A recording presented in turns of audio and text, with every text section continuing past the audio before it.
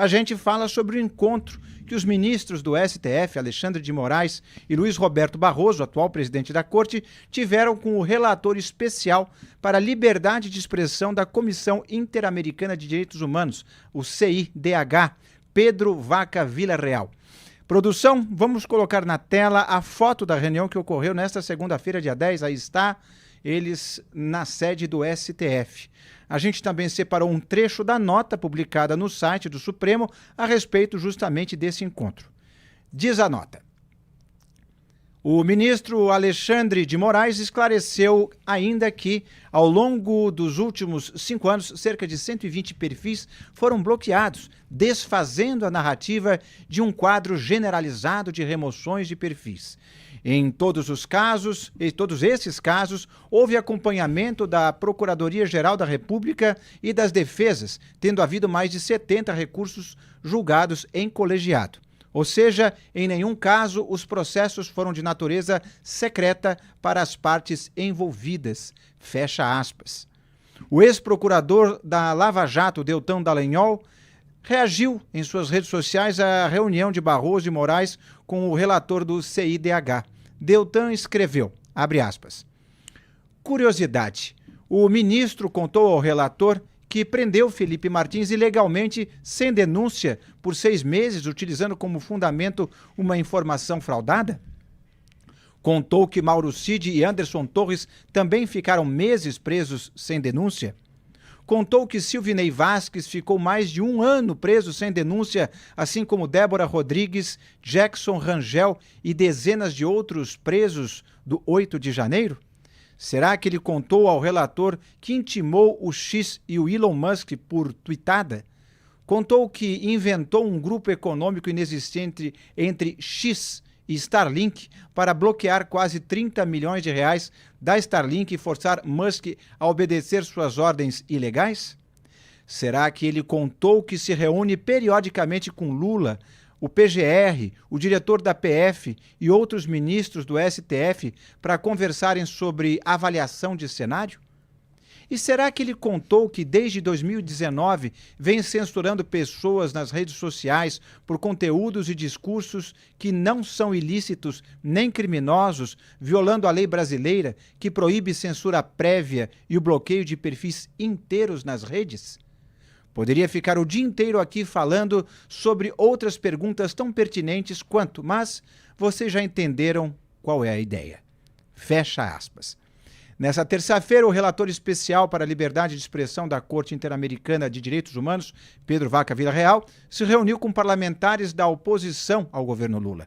No encontro, os parlamentares apresentaram ao relator da CIDH a matéria de capa da Cruzoé, intitulado O Amigo do Meu Pai. Aí está a imagem do encontro. A reportagem foi censurada pelo ministro Alexandre de Moraes em abril de 2019 em uma das primeiras decisões do inquérito das fake news, também conhecido como Inquérito do Fim do Mundo. Ao comentar a reunião com o relator especial para a liberdade de expressão do CIDH, o deputado Marcel Van Hatten, do Novo, escreveu no X, abre aspas, não haverá como ele voltar a Washington sem estar absolutamente convencido da situação absurda e ilegal que estamos vivendo. Chega de censura, perseguição política e abusos de autoridade de Lula, do PT e seus aliados, especialmente do STF. Fecha aspas. E eu já passo a palavra primeiramente para o Duda, que escreveu justamente a respeito do tema ao longo do dia. Inácio, escrevi alguns artigos e matérias a respeito desse encontro que me pareceu inapropriado, né? Vem o relator aqui de liberdade de expressão da Comissão Interamericana de Direitos Humanos e a primeira parada dele não é para conversar com as vítimas, mas com os algozes, né? Ele vai lá e desce no STF. O Barroso é o presidente do STF, então a pessoa que é responsável por representar o STF, e o Barroso convida quem para participar da reunião? O Alexandre de Moraes, né? O Alexandre de Moraes, então, foi convidado não porque é um entendido em liberdade de expressão, mas justamente porque recai sobre ele várias das críticas de abusos do STF. E aí temos um problema nesses números aí do Moraes, né? Ele diz ali que são 120 pessoas que tiveram os perfis derrubados. O Pedro Vaca está dizendo por aí que tem milhares de pessoas fazendo reclamações e querendo dar a sua declaração para o relator da CIDH. Então, alguém deve estar mentindo nessa história. E o argumento do Moraes é mais ou menos o seguinte: olha, a gente só bloqueou aqui 120 pessoas. Puxa, não faz sentido uma narrativa de bloqueio generalizado, né? Tem milhões de contas de brasileiros nas redes sociais e a gente só bloqueou 120. O problema dessa argumentação do Alexandre de Moraes é que não existe uma régua que você pode dizer, numa democracia, quantos perfis você pode bloquear sem fazer uma violação de direitos humanos, né? Quanto que seria esse número? 120? 1.000? 10.000? Não existe. O importante nesses casos é a gente olhar o efeito que essas decisões tiveram. E no Brasil é certo que esses bloqueios do Moraes, e aí não sei de fato se eu acredito nele ou não, acho que na verdade o número é maior que esse, mas esses bloqueios geraram autocensura no Brasil. As pessoas deixaram de publicar mensagens nas redes sociais de medo de ter problemas no nosso judiciário. Editores de livros deixaram de publicar livros. Tem advogados aqui que entendem de liberdade de expressão, não são convidados para dar entrevista em canais de televisão. Então você cria um medo na sociedade que, inclusive, já foi medido em pesquisa da Paraná Pesquisa no ano passado, que mostrou que 61% dos brasileiros tem medo do que escreve nas redes sociais porque acha que pode ser punido por escrever o que pensa nas redes sociais. Então, o Moraes diz lá, mas foram só 120, mas o efeito disso na população toda já aconteceu. E não só, você tem vários juízes de primeira, de segunda instância no Brasil e até colegas ali de toga do Alexandre de Moraes no STF, por exemplo, Flávio Dino, que começaram a tomar decisões contra a liberdade de expressão, meio que entrando aí como se fossem alunos do Alexandre de Moraes, repetindo essa ideia do Moraes, que é que a liberdade de expressão é uma ameaça, né? Você tem, na cabeça do Moraes, é isso, as pessoas estão abusando de um direito, mas na verdade não. As pessoas têm esse direito e aí é claro que se cometer algum crime, podem ser punidas por isso. Agora as pessoas estão perdendo, estão sendo censuradas ou estão recebendo multas, muitas vezes sem terem cometido crime algum. Isso daí acontece independente de serem 120, de serem 10 ou serem 1.000 perfis bloqueados pelo Alexandre de Moraes. Ricardo? Inácio, tem muitas coisas relacionadas a esse tema e a essa visita propriamente dita. No tweet do Deltan Dallagnol, me chamou a atenção quando ele toca no tema de prisões supostamente arbitrárias. A gente tem que lembrar que isso não está diretamente relacionado a essas questões envolvendo os problemas políticos, os chamados atos antidemocráticos ou mesmo políticos de oposição. Porque o sistema penitenciário do Brasil, infelizmente, conta com mais de 30% dos presos, mais de 30% da população carcerária atual, está sob a condição de preso provisório, que é aquele tipo de prisão que não há ainda o trânsito em julgado, a tal da sentença definitiva. Então, quando ele aponta um ou outro preso nessa circunstância, a gente tem que lembrar que isso faz parte, infelizmente, repito, é quase que uma tradição desse sistema penal esdrúxulo que a gente tem por aqui. Com relação à liberdade de expressão, eu achei interessante o argumento do ministro Alexandre de Moraes. O Duda já resvalou nesse assunto, quando ele fala sobre 120 casos. Bom, aquele ditado popular, ele é verdadeiro, aquele ditado que diz que não existe meia gravidez. A pessoa, a mulher, ou está grávida ou não está. Se existe existem 10 ou 100 casos de abuso de autoridade, né, de limitação da liberdade de expressão, isso é tão sério quanto se fosse milhares.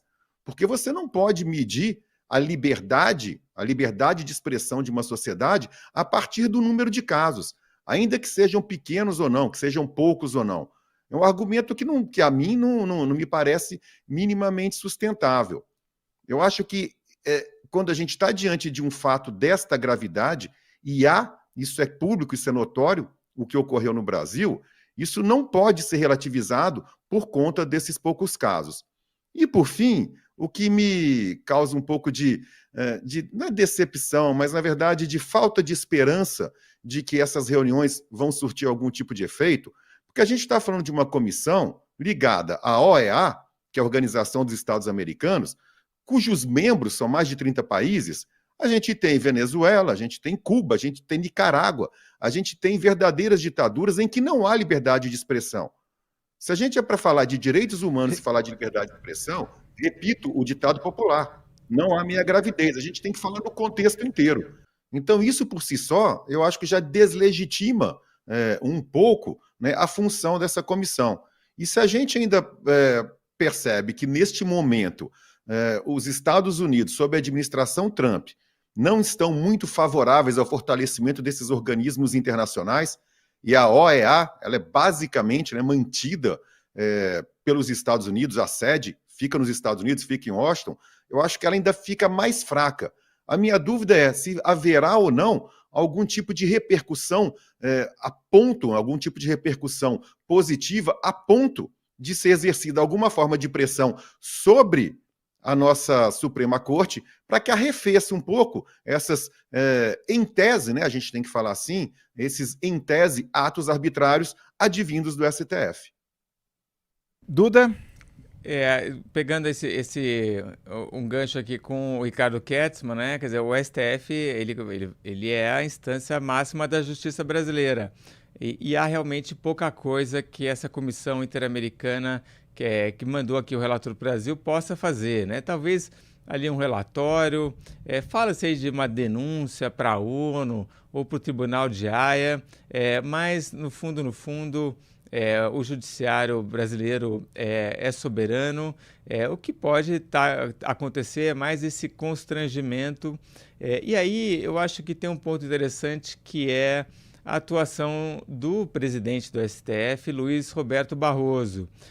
O Barroso, quando ele assume a presidência do STF, ele começa meio que uma campanha para melhorar a imagem do STF perante a opinião pública. O Barroso, ele já foi chamado aqui até de Sidônio Palmeira do STF, né? O marqueteiro, o cara que tenta limpar a imagem do STF. E nós ouvimos recentemente o Barroso usar os argumentos dele, dizendo ali, olha, o STF... na verdade, não custa assim tão caro. A gente nem viaja de primeira classe, né? Isso aí é fake news. A gente não faz ativismo judicial.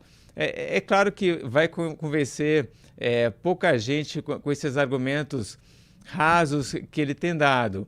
Agora, tem uma questão aí que está pegando realmente muito mal na imagem do Barroso, que é essa cumplicidade que ele teve com o Alexandre de Moraes.